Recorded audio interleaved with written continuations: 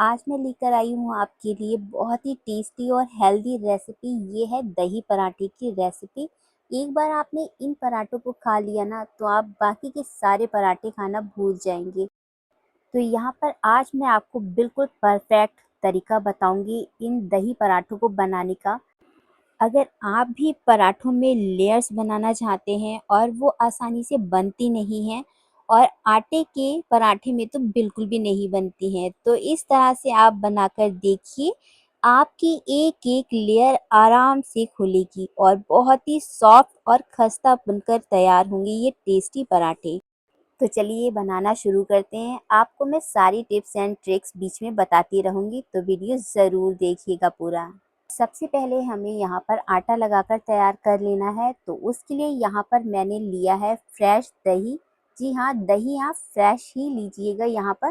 तो half cup मैंने यहाँ पर दही लिया है और इसमें डालेंगे हम 1 टीस्पून के करीब शुगर पाउडर और थोड़ा सा नमक। नमक आप स्वाद अनुसार ही लीजिएगा और सभी चीज़ों को हमें दही में अच्छे से मिक्स कर लेना है। यहाँ पर आप चीनी ज़रूर से डालिएगा। चीनी से ये पराठा मीठा नहीं होगा, पर इसका टेस्ट बहुत बढ़िया आएगा। तो इस तरह से हमने यहाँ पर सारी चीज़ें दही में बहुत ही अच्छे से मिक्स कर ली हैं।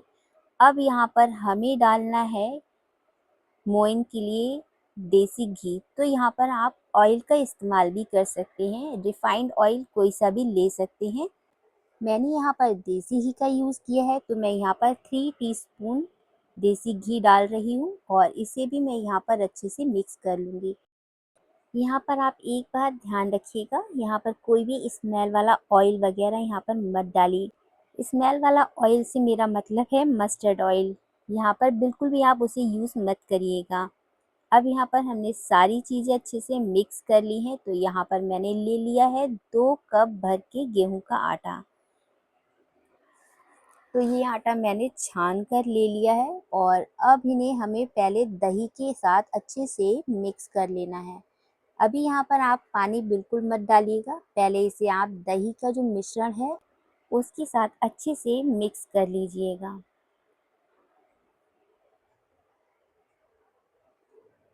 तो यहाँ पर मैंने ये दही से अच्छे से मिक्स कर लिया है। अब मैंने यहाँ पर लिया है हाफ कप दूध। तो यहाँ पर दूध हमें थोड़ा थोड़ा करके ही ऐड करना है, एक साथ आप यहाँ पर बहुत सारा दूध मत डाल दीजिएगा। थोड़ा थोड़ा दूध करके इसको डालकर हमें एक सॉफ्ट आटा लगाकर तैयार करना है। बहुत ज़्यादा सॉफ्ट मत लगाइएगा, बस सेमी सॉफ्ट आटा यहाँ पर हमें लगाकर तैयार करना है। आटे को हमें यहाँ पर बहुत ही अच्छे से मसल मसल कर लगाना है, जिससे वो एकदम सॉफ्ट हो जाए। तो अब यहाँ पर मैंने बचा हुआ दूध भी ऐड कर दिया है। तो यहाँ पर मैंने टोटल हाफ कप दूध लिया था और वो मैंने सारा ही यहाँ पर यूज़ कर लिया है। हमें यहाँ पर आटे को पानी से नहीं गूँथना है, हमें यहाँ पर आटे को दूध से ही लगाकर तैयार करना है। तो ये आटा लगकर हमारा तैयार है। 10 मिनट के लिए इसे हम रेस्ट देंगे और तब तक हम पराठों में लेयर्स बनाने के लिए एक साटा तैयार कर लेंगे। तो यहाँ पर मैंने लिया है 3 से 4 टेबलस्पून देसी घी और इसमें मैं 2 से ढाई चम्मच के करीब कॉर्नफ्लोर डाल दूँगी। इसे हम अच्छे से मिक्स करते हुए इसकी एक बढ़िया सी स्लरी बना लेंगे। अगर आपके पास कॉर्नफ्लोर ना हो तो यहाँ पर आप उसकी जगह पर ले सकते हैं अरारोट, या फिर यहाँ पर आप मैदे या आटे का भी यूज़ कर सकते हैं। तो आप किसी भी चीज़ का यूज़ करके यहाँ पर इस तरह से ये साटा बनाकर इसका तैयार कर लें। इसी से हमारी जो लेयर है वो एकदम परफेक्ट आएंगी। तो यहाँ साटा हमने बना लिया है और आटे को भी हमारे रेस्ट करे हुए 10 मिनट हो चुके हैं। तो यहाँ पर अब इसे हम एक बार अच्छे से मसल कर चिकना कर लेंगे। यहाँ पर आटे को स्मूथ करना बहुत ज़रूरी है। तो यहाँ पर आटा हमारा बहुत ही बढ़िया से स्मूथ हो चुका है। अब इसे हम बड़े से प्लेटफॉर्म पर रख कर इस तरह से रोल आउट कर लेंगे। इस तरह से जब आप रोल करेंगे तो एक ही बार में आप बहुत सारी लोइयों पर कट लगा पाएंगे और एक समान लोइयाँ यहाँ पर कट कर तैयार हो जाएंगी। तो यहाँ पर मैंने बराबर बराबर लोइयाँ काट कर तैयार कर ली हैं। ऐसे करने से आपका काम बहुत ही ईज़ी हो जाएगा और इसे बनाना बहुत ही आसान हो जाएगा। तो यहाँ पर सारी लोइयाँ हमने काट लिए हैं। अब इसे हमें हाथों से मसलते हुए स्मूथ करना है। तो यहाँ पर आप सारी लोइयों को हाथों से इस तरह से मसलते हुए इसे बहुत ही अच्छे से स्मूथ कर लें। बिल्कुल भी इसमें क्रैक नहीं रहने चाहिए। तो इस तरह से आपको सारी लोइयाँ बनाकर तैयार कर लेनी है। तो पहले से ही हम सारी लोइयों को यहाँ पर अपने तैयार कर लेंगे, जिससे पराठे बेलने में हमें कोई भी प्रॉब्लम नहीं आएगी। तो यहाँ पर मैंने ये सारी लोइयाँ बनाकर तैयार कर ली हैं। चलिए अब पराठे को बेलना शुरू करते हैं। तो यहाँ पर आप सूखे आटे को डस्ट कर सकते हैं। हल्का सा आटा लगाने से आपका जो पराठा है बहुत ही आसानी से बिल जाएगा। बहुत ज़्यादा आटा यहाँ पर सूखा मत लगाइएगा। बस जब आपका आटा थोड़ा-सा चिपके, तब आप यहाँ पर थोड़ा-सा सूखा आटा लगा सकते हैं। इस तरह से एक बड़ी-सी हमें रोटी बनाकर तैयार कर लेनी है और अब हमने जो अपना साटा बनाया था, वो यहाँ पर लगा लेंगे। तो यहाँ पर मैं सारा जो है अच्छे से यहाँ पर फैला दूँगी साटे को। तो हमने ये साटे को बहुत ही अच्छे से यहाँ पर फैला लिया है और अब इसको मैंने फ़ोल्ड कर लिया है। और इसके बाद मुझे यहाँ पर कट लगाना है, जिससे जो लेयर है हमारी वो बहुत ही बढ़िया से आएंगी। तो इस तरह से आप बराबर बराबर आप जैसे भी चाहें मोटा पतला यहाँ पर लेयर दे सकते हैं। तो मैंने इस तरह से इसकी सारी लेयर्स बना ली हैं। अगर आप चाकू से काटते हैं तो आपको थोड़ा समय लगेगा, इसीलिए मैंने यहाँ पर पिज़्ज़ा कटर का यूज़ किया है। इससे आपका समय काफ़ी बच जाता है और लेयर्स बनाने में भी बहुत ही ईज़ी होता है। तो यहाँ पर मैंने इसे खोल दिया है और इसके ऊपर थोड़ा-सा सूखा आटा हम डस्ट करेंगे, इस तरह से, जिससे ये आपस में एकदम चिपके नहीं। अब हमें इसका एक रोल सा बना लेना है।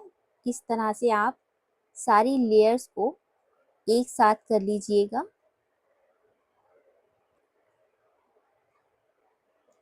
थोड़ा-सा हल्का-सा इसे स्ट्रेच कीजिएगा, बहुत ज़्यादा मत खींचिएगा क्योंकि आटा है तो ये टूट जाएगा। इसीलिए यहाँ पर इसे आप हल्का-सा स्ट्रेच करते हुए और इस तरह से आपको हल्के हाथों से, जी हाँ, बहुत ज़्यादा प्रेशर देके इसे रोल मत करिएगा। हल्के हाथों से ही इसे रोल करना है हमें। इस तरह से आप रोल करते हुए जो लास्ट का सिरा है उसे बस हल्का-सा नीचे की साइड दबा दें और इस तरह से हाथों से हल्का-सा प्रेस कर दें। हमें यहाँ पर इसी प्रकार से सारी लोइयों को बनाकर रख लेना है और इन लोइयों को हमें 5 मिनट के लिए रेस्ट के लिए छोड़ देना है। तो यहाँ पर लोइयाँ हम पहले ही बनाकर रख लेंगे सारी, जिससे पराठे बनाने में बिल्कुल भी आपको प्रॉब्लम नहीं आएगी और फटाफट आपके पराठे बनकर तैयार हो जाएंगे। तो यहाँ पर मैंने एक रोटी और इसकी बना ली है और इस पे भी मैं उसी प्रकार से साटा लगाऊंगी। अच्छे से सारी जगह पर आप साटा लगा दें, हाथों से अच्छे से फैला दें इसे एक समान। बहुत ज़्यादा यहाँ पर साटा ना लगाएं और अच्छे से फैलाने के बाद हमें यहाँ पर सूखा आटा डस्ट कर लेना है। जी हाँ, पहले मैंने कट करने के बाद डस्ट करा था, आप पहले डस्ट करें या बाद में, कोई इसमें अंतर नहीं आएगा। तो इस तरह से मैंने सूखा आटा डस्ट कर दिया है और अब मैं इसकी फिर से लेयर काटूंगी। इस तरह से जब आप पराठे बनाएंगे तो आप किसी भी स्पेशल सब्जी के साथ इसे परोसेंगे, उसका स्वाद ना दुगना हो जाएगा। एक बार आप इसे ज़रूर से ट्राई कीजिएगा। मुझे उम्मीद है आपको ये रेसिपी बहुत ही ज़्यादा पसंद आएगी। तो लीजिए, यहाँ पर लच्छे हमारे बनकर तैयार हो चुके हैं। अब इसे भी हम रोल करके तैयार कर लेते हैं इसकी एक बढ़िया सी लोई। तो इस तरह से आप सारे लच्छों को एक साथ रखिएगा और बहुत ही हल्के हाथों से आपको इसे रोल करना है। बस आप यहाँ पर ध्यान दीजिएगा, अगर आपने प्रेशर लगा के इसे बहुत ही ज़्यादा रोल करा तो जो लच्छे हैं वो आपके आपस में चिपक जाएंगे और फिर पराठे में आपके लच्छे बिल्कुल भी नहीं खुलेंगे। तो आपका जो ये आटे का लच्छा पराठा है दही वाला, वो बिल्कुल अच्छा नहीं बनेगा। तो यहाँ पर सारी लोइयाँ मैंने बनाकर तैयार कर ली हैं और 5 मिनट के रेस्ट के बाद अब इसे हम अच्छे से बेल लेंगे। तो यहाँ पर बेलने के लिए आप हल्का सा सूखा आटा डस्ट कर लीजिएगा अगर आपको आवश्यकता लगे तो। बहुत ज़्यादा इसे बड़ा भी हमें नहीं बेलना है और इसे प्रेशर लगाकर तो बिल्कुल भी आप इसे मत बेलिएगा। तो हल्का सा मैंने यहाँ पर सूखा आटा लगा लिया है और हल्के हाथों से आपको इसको बेलना है। बहुत ही हल्के हाथों से आपको यहाँ पर बेलना चलाना है। तो इस तरह से आप हल्के हाथों से बेलते हुए इसे थोड़ा सा बड़ा कर लें। बहुत ज़्यादा यहाँ पर पराठों को हमें बड़ा नहीं करना है क्योंकि ये लच्छा पराठे हैं और इन्हें हमें थोड़ा छोटा ही रखना है। तो इस तरह से मैं ये सारे पराठे बेलकर यहाँ पर तैयार कर लूँगी। एक साथ बेलने के बाद हमें सेकने में बिल्कुल भी प्रॉब्लम नहीं आएगी, इसीलिए मैं यहाँ पर एक साथ बेलकर सारे पराठे तैयार कर लूँगी, जिससे पराठों को सेकने में बिल्कुल भी प्रॉब्लम नहीं आएगी और बहुत ही जल्दी ये बनकर तैयार हो जाएंगे। तो यहाँ पर हल्के हाथों से हमने ये पराठे बेलकर तैयार कर लिए हैं। तो इस तरह से आप अगर हल्के हाथों से बेलेंगे तो आपके सारे पराठों की लेयर बहुत ही बढ़िया बनेगी। तो जो मैंने यहाँ पर टिप्स एंड ट्रिक्स बताए हैं, जो मेजरमेंट बताया है, इसके साथ अगर आप ये लच्छा पराठा बनाएंगे तो आटे के पराठे भी आपके बहुत ही बढ़िया बनेंगे। इसके आगे आप मैदे के पराठे खाना भूल जाएंगे। ये टेस्टी भी हैं, हेल्दी भी हैं और बनाना भी इन्हें बहुत ही आसान है। तो इस तरह से आप जब बनाकर खाइएगा तो मुझे कमेंट करके ज़रूर से बताइएगा कि आपको ये रेसिपी कैसी लगी।